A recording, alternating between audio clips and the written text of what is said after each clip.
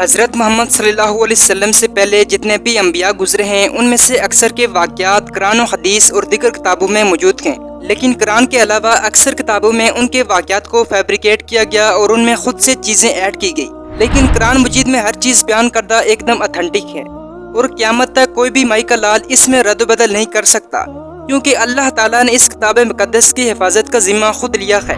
بہرحال اللہ تعالیٰ نے انسانوں کی ہدایت کے لیے بے شمار انبیاء اور رسول بھیجے۔ سب انبیاء کی بعثت کا مقصد تھا کہ وہ لوگوں کو اللہ کی پہچان کرائیں۔ انہی انبیاء میں سے ایک نبی حضرت یونس علیہ السلام گزرے ہیں۔ حضرت یونس علیہ السلام کو اللہ تعالیٰ نے نینوا جو آج کل عراق میں واقع ہے وہاں کے لوگوں کی ہدایت کے لیے بھیجا تھا۔ حضرت یونس علیہ السلام نے اپنی پوری کوشش کی کہ لوگ اللہ کی پہچان کر سکیں اور حق کو جان سکیں، لیکن وہاں کی قوم آپ پر ایمان نہ لائی۔ آخرکار تھک ہار کر حضرت یونس علیہ السلام ان کو عذاب الہی کے بد دعا کرتے وہاں سے چل پڑے۔ دوسری طرف اللہ تعالیٰ کو اپنے پیارے نبی حضرت یونس علیہ السلام کا یہ رویہ بالکل پسند نہ آیا، لیکن جب حضرت یونس علیہ السلام قوم سے ناراض ہو کر چلے گئے تو قوم نے آپ کے پیچھے توبہ کر لی۔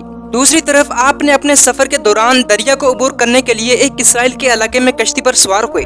حضرت یونس علیہ السلام کے ساتھ کشتی میں اور بھی لوگ سوار تھے۔ کچھ دور جا کر یہ کشتی پانی میں پھنس جاتی ہے۔ اس وقت کے دستور اور رواج کے مطابق یہ خیال کیا جاتا تھا کہ جب کوئی غلام اپنے مالک سے بھاگ کر جا رہا ہو اور کشتی میں سوار ہو تو کشتی اس وقت تک کنارے پر نہیں پہنچتی جب تک اس غلام کو کشتی سے نہ اتارا جائے۔ اب کشتی پر سوار لوگوں نے مشورہ کیا کہ ہم میں سے ایک کو جانا پڑے گا، اس لیے ان لوگوں نے قرآن اندازی شروع کر دی جو حضرت یونس علیہ السلام کے نام پر نکلی۔ تقریباً 3 دفعہ قرآن اندازی کی اور 3 دفعہ قرآن حضرت یونس علیہ السلام کے نام پر نکلا تو حضرت یونس علیہ السلام نے فرمایا میں ہی غلام ہوں جو اپنے آقا کو چھوڑ کر جا رہا ہوں۔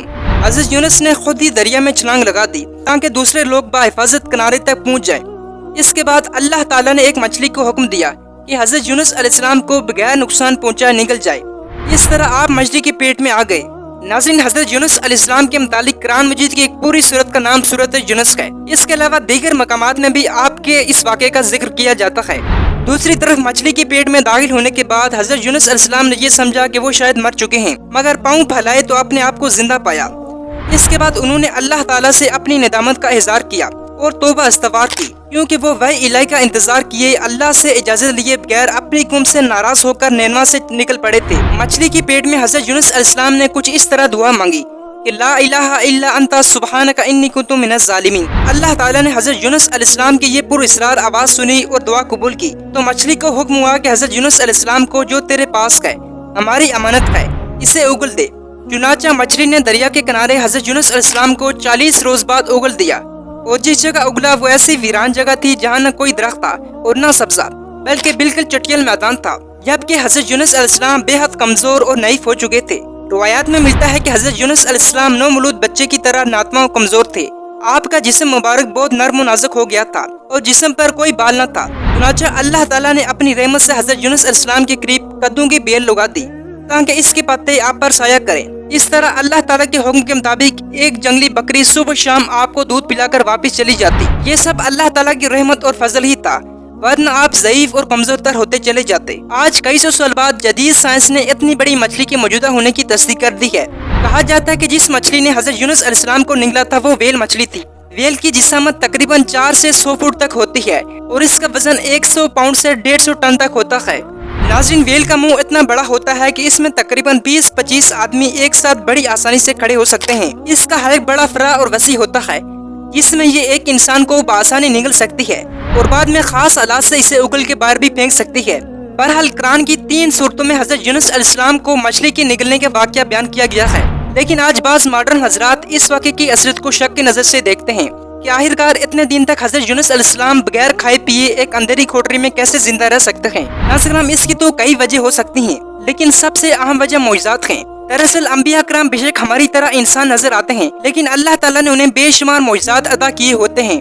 اس کے بعد دوسری سائنسی تحقیق ان لوگوں کے لیے تماچے کا باعث بنی جو اس واقعے کو شک کی نظر سے دیکھتے تھے۔ دراصل 1890 میں ایک جہاز فاکلینڈ کے قریب ویل مچھلی کا شکار کر رہا تھا کہ اس کا ایک شکاری جیمز سمندر میں گر پڑا اور ویل مچھلی نے اسے نگل دیا۔ بڑی کوشش سے 2 روز بعد یہ مچھلی پکڑ لی جاتی ہے اور اس کا پیٹ چاک کر لیا جاتا ہے تو شکاری زندہ نکلتا ہے، البتہ اس کا جسم مچھلی کی اندرونی تپش کی وجہ سے سفید ہو گیا تھا۔ اسی طرح 1958 میں بھی ایک جہاز فاکلینڈ میں ویل مچھلیوں کا شکار کر رہا تھا اور اس کا بارکلے نامی ملاح سمندر میں گرا جسے ایک مچھلی نے نگل لیا۔ इत्तेफाक से वो मछली पकड़ ली जाती है और पूरा अमला इसे कलाड़ियों से काटता है। दूसरे दिन भी ये काम जारी था कि मुर्दा मछली के पेट में एक हरकत महसूस होती है। उन्होंने समझा कि शायद इसके पेट में कुछ जिंदा मछली होगी। जब इसका पेट चीरा जाता है तो इसमें इनका साथी बार्कले निकल जाता है जो तेल और चर्बी से लतरा हुआ था। होश में आते ही इस शख्स का इलाज किया जाता है और फिर वो सेहतयाब हो जाता है। इसके बाद ये अपनी आप बीती सुनाता है कि जब मैं समंदर में गिरा तो मैंने पानी में एक शदीद सरसराहट सी महसूस की जो कि एक व्हेल मछली की दुम से पैदा हो रही थी। मैं बेइख्तियार इसकी तरफ खींचा जा रहा था। अचानक मुझे एक तह बताए तारीकी ने अपनी लिपेट में ले लिया। अब मैंने अपने आप को एक नर्म मगर तंग रास्ते में गुजरता हुआ पाया। यहाँ बहुत ज्यादा फिसलन थी। कुछ देर के बाद मैंने महसूस किया कि मैं एक वसी तर जगह में हूँ। मेरे इर्द गिर्द नरम चिकनी दीवारें खड़ी थी जिन्हें मैंने हाथ से छुआ। जब हकीकत खिली तो मुझे मालूम हुआ कि मैं व्हेल के पेट में हूँ। मैंने खौफ की जगह इत्मीनान हासिल करने की कोशिश की। जब मौत को करीब आते हुए देखा तो मैंने मौत को लब्बाइक कहा। उस शख्स का कहना है कि वहाँ रोशनी बिल्कुल नहीं थी, अलबत्ता सांस ले सकता था। सांस लेने पर हर बार एक अजीब सी हरारत पैदा होती थी और मैं आहिस्ता आहिस्ता कमजोर होता चला गया। अपने आप को बीमार महसूस करने लगा। मेरी बीमारी माहौल की खामोशी थी। इसके बाद क्या हुआ मुझे कुछ मालूम नहीं। अब जो मैंने आंखें खोली तो अपने आप को जहाज के कप्तान के कमरे में पाया। इस वाक़े के बाद ये खबर तेजी से फैलती गई और ये खबर अखबारात में शायख हुई तो इल्म और साइंस की दुनिया में तहलका मचा दिया। कई नामा निगरों ने इंटरव्यू किया और इसके बाद एक मशहूर साइंसी जर्नल के एडिटर मिस्टर M.D. पाउल ने तहकीक के हवाले के बाद वाक़े की तस्दीक की और लिखा कि इस हकीकत के मुनकशिफ होने पर मैं तस्लीम करता हूँ कि हज़रत यूनुस अलैहिस्सलाम के मुतालिक आसमानी किताबों में जो वाक़ा बयान किया गया है वो हरफा बर सही है और इसमें शक करना एक जिंदा हकीकत को जुटाने के बराबर है। नाज़रीन, इसके बाद भी कई वाक़यात रोनमा हुए जिनमें कई जिंदा इंसान मछली के पेट में पाए गए। इस वाक़े के बाद डॉक्टर अमरोज जान ने भी हज़रत यूनुस अलैहिस्सलाम के वाक़े की तस्दीक की जिसकी पूरी तफसील न्यूयॉर्क टाइम में आज भी मौजूद है। उम्मीद करता हूँ आपको इस वीडियो में बहुत सी चीज़ें जानने को मिली होंगी। अगर आप हमारे चैनल पर हैं तो हमारे चैनल को सब्सक्राइब कीजिए। तब तक के लिए इजाज़त दीजिए। अल्लाह हाफ़िज़।